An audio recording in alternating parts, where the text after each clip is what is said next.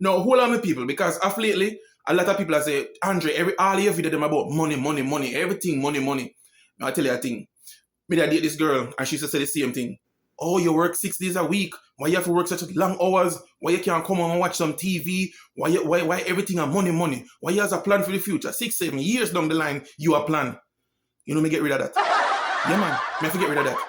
No, today, she have 2 kids to 2 different baby father, and have the nerves to call me, I go tell me, say, for help her. No, the same money or the same resources where me did I try to accumulate over the years, and if you want me take and lend it to you.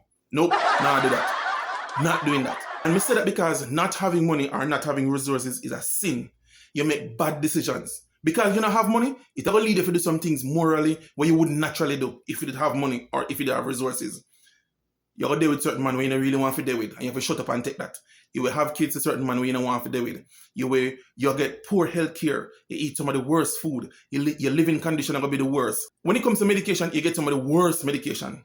Now, your kids are going to end up going to some of the worst schools, and that are going to trickle down into not getting some of the best paid jobs or some of the high paid jobs, or even for getting to certain rooms. And we all know, based on the school where your kids graduate from, it will help them on the next level of them journey. So, you tell me now, if having money or resources is not something for get up every day and work towards. So keep in mind, the same money won't say me I get up every day and I work 6 days a week for, and me invest and me plan 5, 6 years ahead, and all of this are the same money where uno have to go work for the rest of our life. Now, everything you see and touch, money have to do with it.